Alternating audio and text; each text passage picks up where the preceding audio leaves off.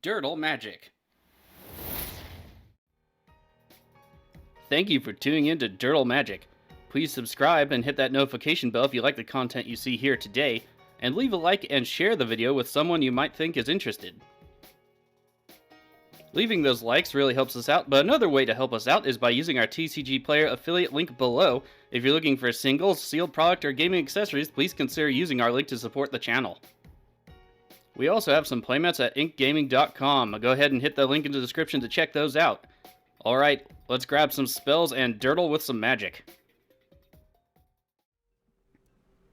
Hello and welcome back to Dirtle Magic. Today, for our last time spiral, time shifted, or bonus sheet commander, I suppose, is Feather the Redeemed. Looking at our opening hand, we do have 2 lands, but really no follow-up, and Feather really needs to come down as early as possible generally, so we will take that free mulligan. For this Feather deck in particular, if you're more familiar with the spell slinging value kind of deck, that's more what this one is. I'm actually really excited to play this because this is being recorded after I've seen the videos for Lorehold Legacies and the Prismari Precon Commander deck, and there are some very interesting things that I would totally add to Feather after the fact.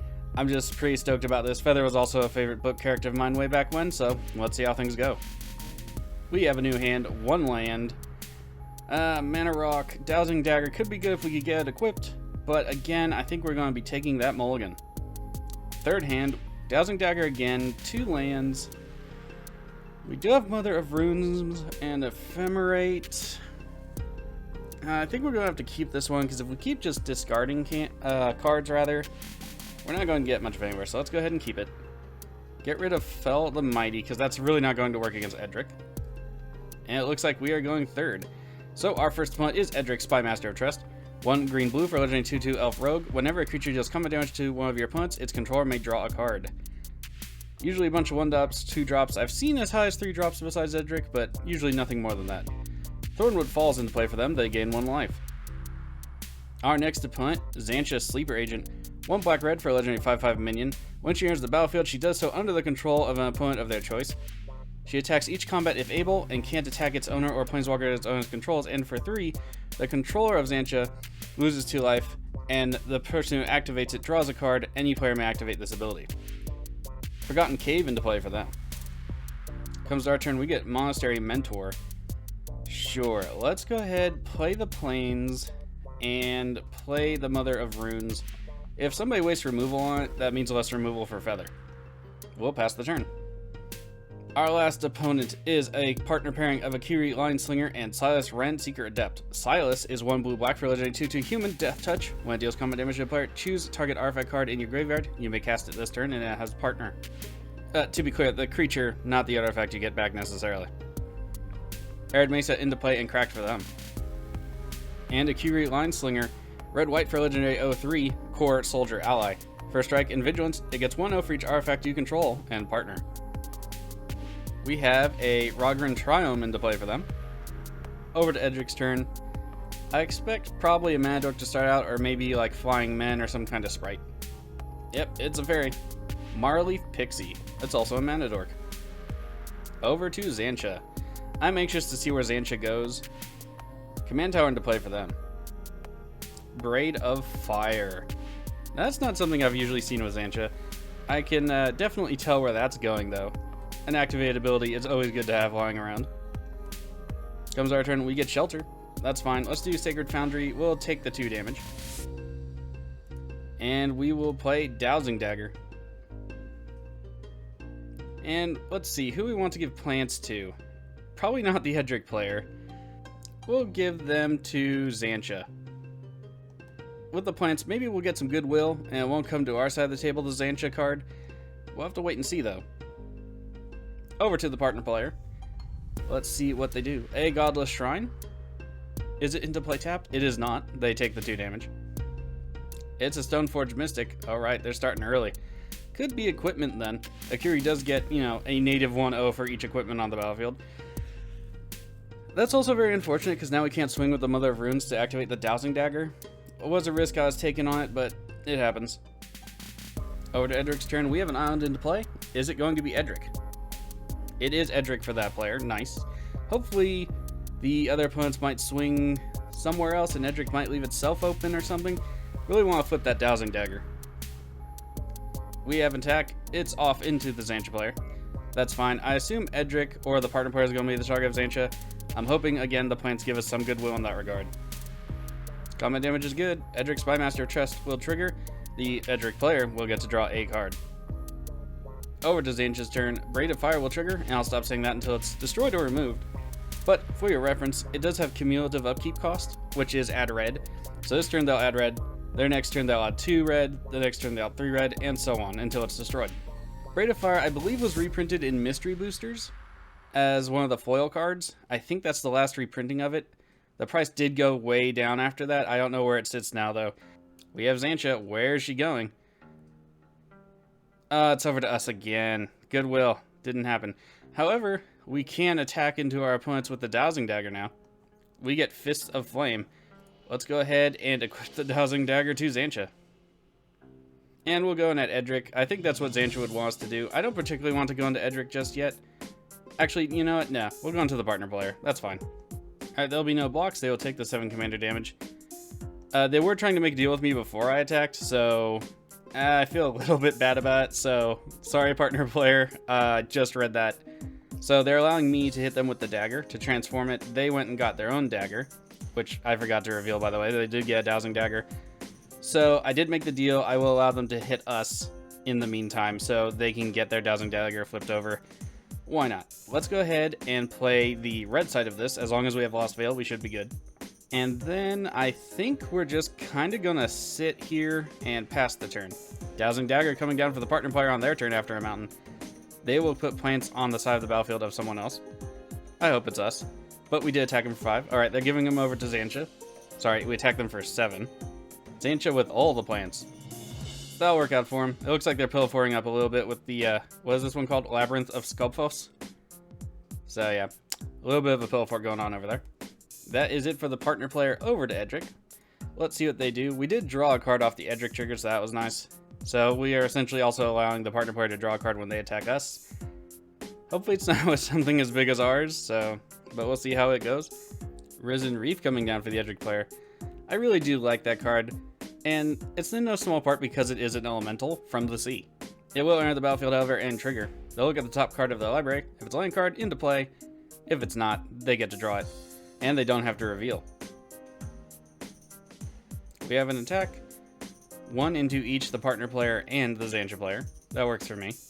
The fire specifically is going off into the Xantcha player. Edric is off into the partner player, so I don't think they'll block. I don't think they'll block the Edric, but they might. Nope, damage is good. 2 cards for the Edric player. They're up to 10 cards in hand. Second main, there's a land into play. Let's see if they drop like Flying Men or something. No, they are just passing it off. They will have to discard 2 cards to the graveyard. Let's see what they do. Sylvan Library and Consecrated Sphinx. Xantcha is being activated. We are going to lose 2 life. They get a card. Mystifying Maze into play for the Xantcha player. Yep, lots and lots of pillow fort. That's okay. Rakdos Signet coming down for them. Blood Chief Ascension. Oh, okay. That's gonna be pretty bad. Blood Chief Ascension will trigger. We did lose life this turn. Comes to our turn, we get a plains. Let's go ahead and play it. And then let's get down Feather. Everybody's tapped out, so at least we won't have to worry about that. Feather, the Redeemed. Love this card. So I think let's go ahead and go to combat. Could play Ephemerate right now, or potentially Fists of Flame. But she doesn't have haste, so yeah, let's just go to combat. We will attack into the Edric player with the Xantcha. Edric takes it. They are up to 5 commander damage, down to 36. Second main phase, let's cast Ephemerate on Xantcha. Feather will trigger for the first time this game. It'll go back into play under its owner's control. We get rid of Xantcha. Well, we got rid of Xantcha, but it switched right back over, so that's too bad. And we'll pass the turn there. We have a couple of triggers. Blood Chief Ascension will trigger again. Feather the Redeemed will bring Ephemerate back to our hand. You do get to select which replacement effect to apply. Speaking of, I don't think I covered Feather. Feather the Redeemed is red, white, white for legendary 3/4 flying legendary creature Angel. Whenever you cast an instant sorcery spell that targets a creature you control, exile that card instead of putting it into your graveyard as it resolves. If you do, return to your hand at the beginning of the next end step. Now, the trick here is as it resolves. If it gets countered, it doesn't resolve, so it doesn't come back. If it has a replacement effect that somehow exiles it before it resolves, then it doesn't come back. Stuff like that. However, if it has one that happens at the same time like Ephemerate, you can choose which one to apply. Dazzling Dagger has been equipped to the Stoneforge Mystic by the partner player. If they attack us, we will let it through. Yep, that's the deal, and I do not slink on my deals. Damage is good, we're down to 33. Edric will trigger, they'll get to draw a card, and Dazzling Dagger will flip over for them. Our deal has been met, no more requirements. Jorah, Weatherlight Captain coming down for that player. That's going to be pretty good. Fabled Passage into play. Let's see if they crack it. They do. Bloodchief Ascension will trigger. That's unfortunate. To Edric's turn, Arcane Signet coming down. And Bloodchief Ascension, by the way, only needs these 3 counters. So it says whenever a card is put into a opponent's graveyard from anywhere, it deals 2 life loss to that player, and you gain 2 life. So, not the best. Steve coming down for Edric. Luckily, Feather puts our stuff into exile as a replacement effect, because it says the word instead. So that's awesome. Swiftfoot Boots coming down for Edric. Edric with just 1 attack. It's the fairy off into Xantcha. Yeah, we'll probably start swinging into Xantcha too. I've lost too many games now from Xantcha. 2 damage is good. Edric triggers, of course. So, Xantcha is down to 34. But they do have life gain ready to go. They also have Braids of Fire, which is going to be up to 3 counters. They could activate Xantcha twice and bleed us for 4. We're going to have to take them down as quickly as possible. Now for reference, because the mana is created on the upkeep for Braid of Fire, they are activating Xantcha now, because otherwise that mana goes away without something like... What was that new dragon? Goldspan Dragon? Is that the one? No, it's a different dragon, but if the mana empties from your mana pool steps and phases end, you only get it on the upkeep. Still a good include though. We have Sanctum of Eternity? Yep. Yeah, I really like the Xantcha deck so far going forward here. They have all the plays, but they have become our target now. Unfortunate for us, because I'm sure we're going to get the majority of their ire in return. Crown of Doom coming down for the Xantcha, but whenever a creature attacks you or a planeswalker you control, it gets 2 auto of turn. 2, target player other than the Crown of Doom's owner gains control of it. Activate only during your turn. It's going over to Edric. I mean, we'll still attack them with Xantcha, but Feather's definitely going over to Xantcha's face. Everything is tapped down, and before the end step, we'll play Shelter on Feather to draw a card. If we play it at the end step, Shelter won't come back until our end step. Doesn't make it the best, so you must play it latest second main. We'll go ahead and pick Protection from green, because why not? 10th District Legionnaire is the card drawn. Comes our turn, we get Core Haven. Let's go ahead and play it. Maybe prevent some damage to us. Let's go to attacks. And we will attack the Edric player with the Xantcha, and we'll attack Feather into the Xantcha player. Crown of Doom will trigger. In response, let's go ahead and play Fists of Flame. And we'll target Feather for that. We get Psychotic Fury. That's nice. Then we'll also respond and play Psychotic Fury. We'll also get some more card draw off of that. And we get Winds of Abandon. That could be very good later. We'll have to let the mana go, unfortunately. Let's get things done. Steve is into the block for Xantcha. No blocks for the Xantcha player themselves, though. We have flying. Steve gets sacrificed after the blocks. They'll go get a land. That's a forest into play. Damage is good. First strike damage anyway. We'll draw a card. It's a plains. Damage is good again. We'll draw another card. It's a Boros Charm. That'll be nifty later. So Xantcha is down to 26-10 commander. The Edric player did block. No damage to them. We don't want to end up discarding too much. We could do Winds of Abandon on something. We also can do 10th District Legionnaire, which is something I think we'll be doing, just to get something out of our hand. A number of triggers to the stack. We'll get back Fist of Flame and Psychotic Fury. We will have to discard 2 cards, unfortunate for us. Let's discard the Plains and the Ephemerate. We do have some other blink stuff in here, and it doesn't seem it's going to be helping us too much right now. We will lose 4 life. We are down to 27, over to the partner player. Soul Ring coming down. Joyer will trigger for the first time this game. Because the spell is historic, they will draw a card. Historic spells are artifacts, legendaries, or sagas. Masterwork of Ingenuity coming down for the partner player. There's the buff as a copy of any equipment on the battlefield. I do not see one besides Swifty Boots. Yep, there it is. We have Akiri Lineslinger coming down. Jorah will draw yet another card.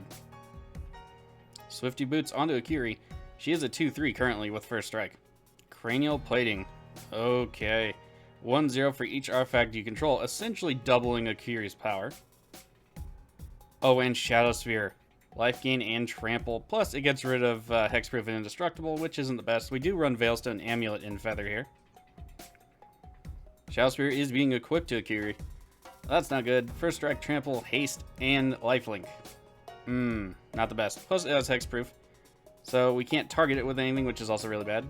We do have Winds of Abandon for later, though. Akiri is off into the Edric player. Crown of Doom will trigger. Akiri becomes a 7/4. Edric takes it. They're up to 7 damage from Akiri, down to 27 otherwise. The partner player is up to 35 life. Over to Edric's turn. They have been taking a beating here and there from the rest of their opponents. I wonder if they will play like maybe a Psych Rift or a Flood of Tears or something.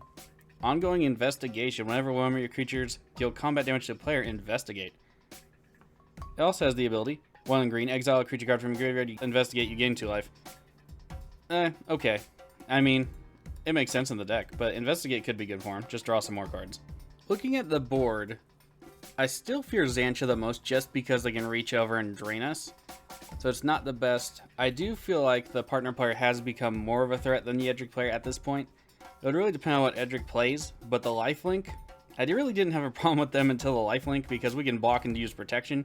The trample makes it a little bit harder though. So that in conjunction, I'm considering Winds of Abandon next turn. I don't want to ramp the Xantcha player though, so it makes it really tenuous. Oh, we have Curse of the Swine, a bunch of stuff. Xantcha can die, that's fine. Let's go ahead and protect Feather though. Feather gets protected, we get 2 boars though. Xantcha goes bye-bye because of it, that's fine with me. That does leave us vulnerable to removal from Xantcha player though. We do have enough mana to get back Feather. I would just prefer not to go through all that setup again. We don't have any of our haste enablers. They also got rid of Joyra, so that's very good. No more card draw for the partner player. Blood Chief Ascension doing some work. Over to Xantcha's turn. They will have a bunch of mana from Braid of Fire. Don't know if they can use it for anything though. Nope, it just gets to dissipate to the first main. I imagine they will resummon their commander, but then they don't have enough mana to really do too much. So I'm not too worried about Kill Spell right now. But now that we've lost Mother of Runes, we have to rely on Shelter, and while it does draw us a card, it's not my favorite strategy to just rely on Shelter. We have Valve Lightning on Feather, so Shelter will get rid of that, that's not an issue. Jet Medallion coming down for the Xantcha player. Comes over to us, we get Axguard Armory, sure. That's really there just for Sunforger, really, or the Dowsing Dagger if we really need it. I also run Tenza Goto's Maul, but those are the 3 artifacts I run besides the Swifty Boots. Let's tap for some triple white. We will cast Shelter on Feather. We'll give her protection from red to get rid of the enchantment, and we will draw a card. Let's see, and then we will cast... I don't want to waste the mana. Let's do Psychotic Fury on the 10th District Legionnaire. We also get the Scry, which is nice. Unfortunately, giving Feather pro red means we can't target it with Psychotic Fury. Command Beacon could be good. Let's put it on top of our library. Good thing about Feather is you can keep lands on top and not have to worry about it too much. Oh, we also get Rugged Prairie. Let's go ahead and attack, though. Off into the Xantcha player. Hopefully they don't have any recursion for anything. And we cannot give it double strike, so let's just go ahead and do this. Damage is good. We get to draw a card. That's fine. Spectator Seeding. Okay. We will take a bunch of life loss from the Blood Chief Ascension, but I figure at this point, it's better to try and get that stuff going, just so we can get into more options. Alright, we do have to discard 3. Let's get rid of Rugged Prey. I do want to keep Spectator Seeding. Let's get rid of Winds of Abandon. I don't think that's really going to help us right now. Let's get rid of Command Beacon, actually. We seem to have enough mana going for us. We will lose 6 life, down to 21. The Xantcha player could have died this last turn. They did gain a respite by us having to remove that enchantment. We could have easily dealt the rest of the damage to them, but at least now it'll be easier if we can get there. Over to the partner player's turn. We do have mana up for Core Haven, so that's not too bad, if only Akiri didn't have Hexproof. Other than that, we do have something to give double strike to one of our creatures, so we can take out Akiri in combat if we need to. 10th District would get a bit bigger.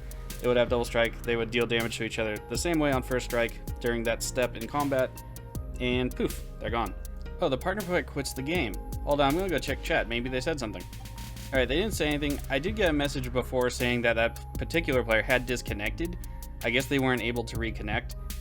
So, good game to them. Unfortunately, they got kind of cut out in the prime. I'm pretty sure they were leading up to something real quick here, but what can you do? Sometimes your internet just goes down. Over to the Edric player. So we will have to be careful now. With Edric not being pressured from the partner player, if we take Xantcha out of the game, they will be essentially a turn ahead of us. Cycrypt would be super bad. Kodoma's reach for the Edric player. Bloodchief Ascension will trigger again. They got a Forest and a Forest, so a Forest into play, and then a Forest into play from their hand. Teferi, Timeless Voyager. Okay, so this is the precon one, I believe. 4 blue for legendary Planeswalker Teferi. Comes into play with 4 loyalty counters, +1 draw card. -4, you put target creature on top of its owner's library. That'd be bad for Feather. -8, each creature target opponent controls phases out until end of turn. Sorry, until the end of your next turn, they can't phase in. So I didn't realize phasing made it onto just one other card, but it's pretty good. It means they're more or less utterly defenseless. I'm glad it's -8. They will draw a card. No attacks out Edric this turn. To the end step, they'll lose some life. No attacks out Edric this turn. Rolling on over to Xantcha. Braided Fire will trigger again. Still have really nowhere to put it, so that's fine. After the upkeep, they'll have 5 cards in hand after the draw. Hopefully not going to draw anymore with Xantcha, but Xantcha could come back down for 4 because of the medallion over there. I don't know, Xantcha is kind of like diminishing returns if you don't have recursion for her. So while the decks can be entertaining in the very least, I think we're more or less safe from Xantcha. I'm more worried about removal at the moment. Alright, it is Xantcha. Probably going to come under our control here. Yep, there she is. Might as well swing with it into Edric. Harsh Mentor. Whenever an opponent activates an ability of an artifact, creature, or land, if it isn't producing mana, it deals 2 damage to that player. Okay. I don't think we really have to worry about that unless we do Core Haven or sacrifice the Armory. Comes our turn, we get Acrobat Maneuver. I still really like this card in the deck. I know it's a little bit high CMC for efficiency reasons, but it draws you a card and blinks something. Let's go ahead and play Spectator Seating. So I think at this point, we definitely want to get Feather up to, what, she only has to need +1. So Fist of Flame, Psychotic Fury, we should be good at that point.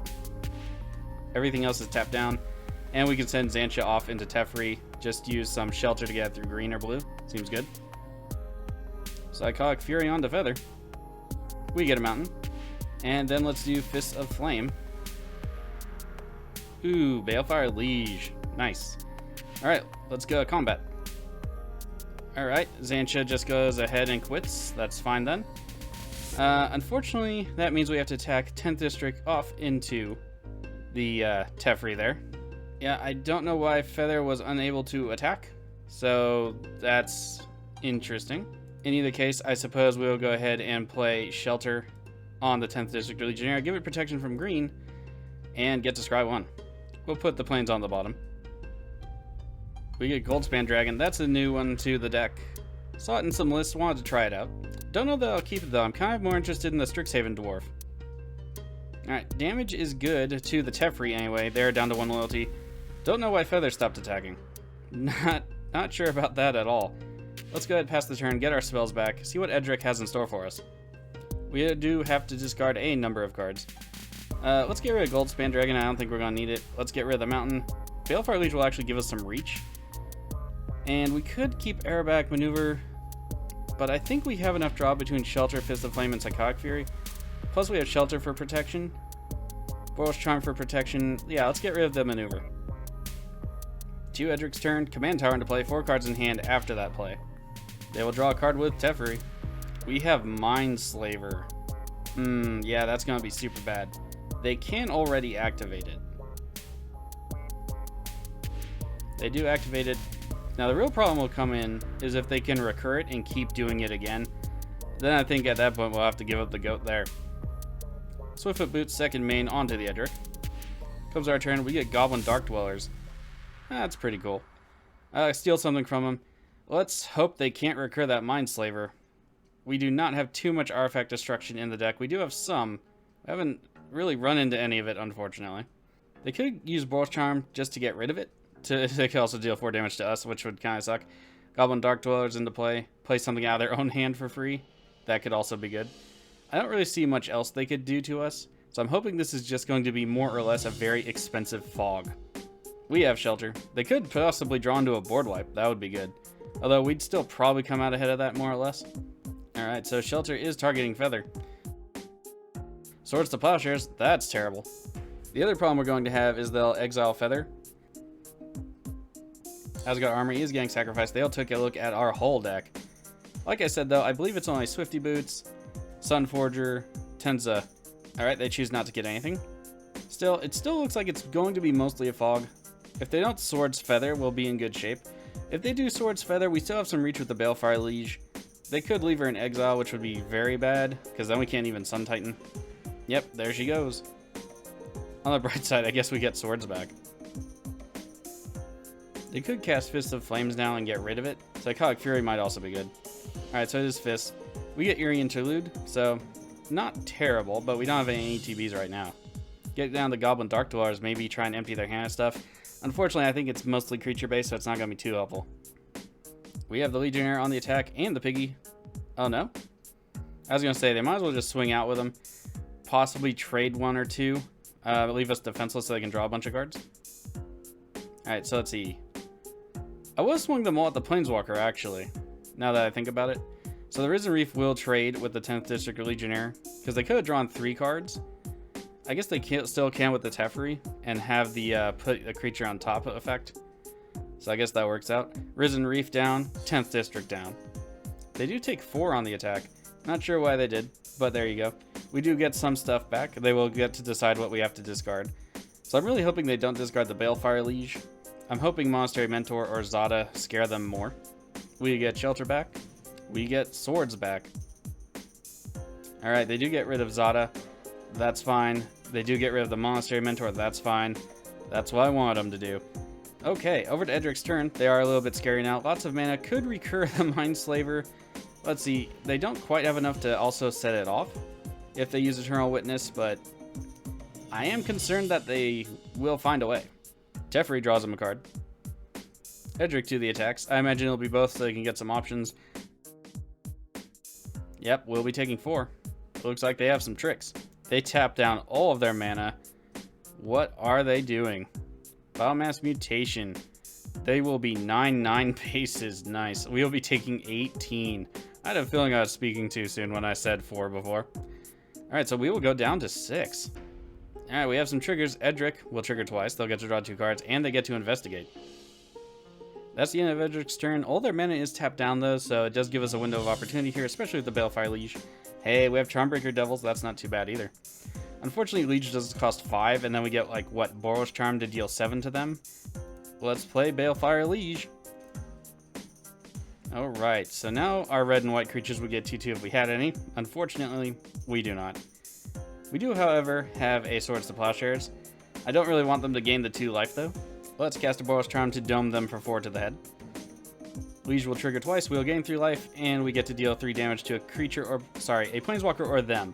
Balefire Liege, unfortunately, does not have hit creatures, rather, but that would be pretty good. Alright, they go down to 12. Let's go to attacks. Attack with 1 Boar. We have to attack into Teferi. I don't want him bouncing the Liege, so let's go ahead and do that. There we go. Boar into Teferi. Get it back down to 1 so it can't, like, deck, bounce, tuck, whatever the terminology would be right now. The Balefire Liege, we will need that. Damage is good, Teferi. There, down to 1 loyalty. Let's pass it off. We have a Chasm Stalker. That's going to be a little bit irritating. Teferi will draw them a card. Chasm Stalker will trigger. Whenever they draw a card, they get a 1/1 counter, and when it dies, they get X 1/1 blue squid creature tokens with Island Walk, where X is the number of 1/1 counters on this when it dies. Luckily, it doesn't trigger on leaves the battlefield. Fathom Mage, some more card draw. Shamanic Revelation. So they will draw 4 cards. No life gain though, so that's nice. Chasm Stalker will get a little bit outsized here. I think at this point we could just exile it. It doesn't look like they have any mana up for responses. Let's do Swords. Balefire Liege will trigger again. We'll gain 3 more life. We go up to 12. They unfortunately will also gain 2 life, but it's better than them gaining 6. And the rest of the triggers won't matter, so let's just roll on over to us. Oh, they do play Elvish Mystic, my mistake. They could also potentially attack with Edric, but we would block at this point. We get Dawn Charm. Fog Effect could be pretty good. Also countering something that targets us could be pretty good. I want to play Charmbreaker Devil, set that up for a Shelter, and then smack them for the rest of the damage, see how that goes. I also want to play Goblin Dark Dwellers and just take a look at their hand.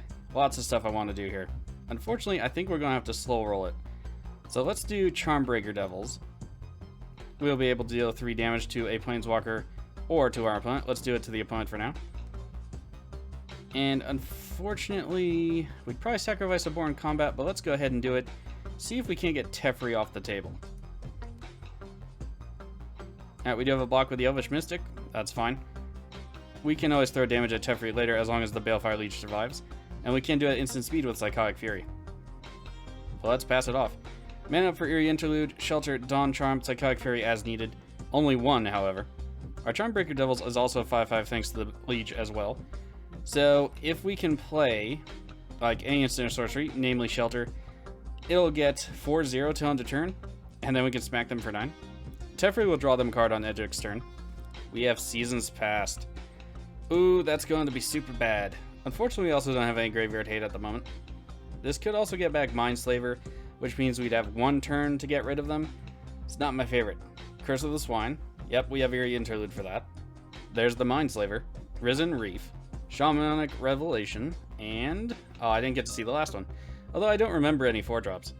Alright, let's see what they'll cast. They could potentially set up the Mindslaver this turn and do something else. I don't think that's what they're going to do. Usually you want to slap that down and activate it as soon as you can. Curse of the Swine. There it is. They could have some counter magic up, but we can't let that go unanswered. I do want to keep Shelter for something else later. Alright, Eerie Interlude go. I'm hoping it didn't like say what I targeted, so I'm hoping it's going to work out. We'll gain 3 life. Let's see if Edric has any counter magic responses. Alright, they do not. We will get those creatures back at the end of the turn. Unfortunately, we don't get any boars out of it. Elusive Krace is coming down, and it cannot be blocked. It evolves. Comes into play, Fathom Mage will evolve. They will draw another card. Elvish Mystic coming back down for the Edric player. So they could attack us with the Fathom Mage or Edric. Could block one, kill them, they still get to draw a card. I'm hoping they just leave them back. Alright, they do. I think we can win on this turn. All their stuff is tapped down. Edric does have to discard 3 cards. Let's go ahead and see what those are. Comes our turn, Charmbreaker Devils will trigger. Let's see what we randomly get back. Otherwise, the discarded cards were Confirm Suspicions, Sealer of Secrets, and Risen Reef. We get Burning Prophet on the draw, Eerie Interlude back to our hand. That could be good later. But I think at this point, we play Shelter on Charmbreaker Devils and say Pro Green, and then cast some other random thing and call it a game. Alright, we have some triggers. We'll go ahead and gain 3 life. Then we'll cast Burning Prophet. The Balefire Liege does not need any stipulations on what kind of spells we're casting. And we'll get rid of Teferi. No need to tuck anything, thank you kindly. And I guess we'll also cast Psychotic Fury just to get the Charmbreaker Devils into kill range. We'll also draw a card, so that's nice. We will put the Mountain on bottom. Going to need gas otherwise. We do get to Scry with who I like to call the Sith Lord Lady. Also known as Burning Prophet. We get Hellguide Courser. That's a little unfortunate. Let's go to attacks. And we will swing. And there it is. Good game to our opponent. The Mindslaver I really didn't see coming, so that kept me, just toppled my guard. Let's go ahead and give it to the Edric player. They are pretty cool about everything. So yeah, getting further remover is a real detriment to the deck, but it is important to have backups. And Charmbreaker is one of those backups. Balefire Liege is one of those backups. You know, because a lot of the spell recursion, I'm really excited about the new Strixhaven stuff coming out. But you can look at those spoilers for yourselves. I don't want to spoil anything just yet. And there it is. 1 point to us. 2 points to the Edric player. And 2 points off over into the partner player. Let's go ahead and take a look at the deck. Alright, here's the deck. And if you'll notice, typical of a Feather build, we have a lot of 1-drops, a lot of 2-drops, some 3-drops. But I do run a bit of a higher curve than what I've normally seen with Feather. And that's from experience playing the deck itself. While typically I see Feather more often as like a Tron with protection, and while we can deal lethal combat damage with our spells, I don't really run any real equipments besides Sunforger, like I said, Tenzogoto's Maul, Swiftfoot Boots, and the Dowsing Dagger. And Tenzogoto Maul's really only in there because it gives the 3/3. If, you know, Champion's Helm was cheaper or something like that, that would probably be in there because it does give Hexproof. But Champion's Helm is really expensive and needs a reprint. Anyway, looking at the deck, I also run Giver of Runes and Mother of Runes because I like to have that add protection on the battlefield. It also is removal bait, so I do like to have that kind of stuff. We have Cloud Shift, we have Acrobatic Maneuver, we have Eerie Interlude. I didn't put Otherworldly Journey and Long Road Home in here, mostly because I ran out of room when I was trying to add some new stuff, and they don't cost 1 mana. Ephemerate and Cloud Shift are a little bit better just because of that cost reduction. That's 1 mana versus 2 anyway. Although Long Road Home and Otherworldly Journey do dodge wipes, so if you can work them in here, I totally would. I did have them in my paper deck way back when, and they were fantastic.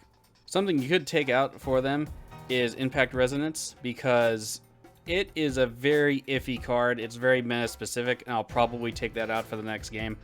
And then another card we could possibly take out is Fall of the Hammer. This one has worked out for me in the past, still works out generally, especially because your commander's already 3 power. So this one I'm a bit, I want to keep this one around probably more often. I can't really run any less lands though. As you see, we have 37 lands over here because look at all these like 6 drops, 5 drops, 4 drops. You'll notice in this deck too, I run Helm of the Host, Aurelia the War Leader, and Godo Bandit Warlord because if our commander goes down, we need a way to win the game. And like I said, feather decks tend to really revolve around the commander for a lot of stuff. As long as we can get those draws going for a little bit, we can recover from her being exiled like she was. Anyway, I don't want to get too much into the deck. I'm sure you've seen feather decks before, but mine is a little bit odd. I'm not quite on the Tron thing. I prefer more of the Spellslinger. But you can let me know what you think about it in the comments, or if you've ever played Feather or have Feather lists of your own, let me know how you built it.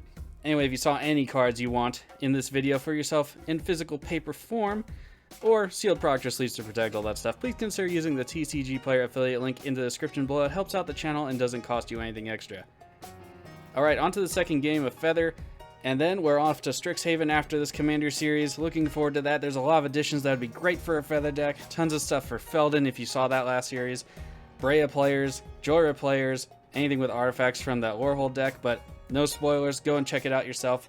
There is a link on my Twitter to the deck list. But if you want to watch the video, go ahead and check out the Command Zones video on it. They're going to be spoiled all week. I'm really looking forward to all of it. Anyway, before I ramble on and gush too much, I'll see you later. Stay safe out there.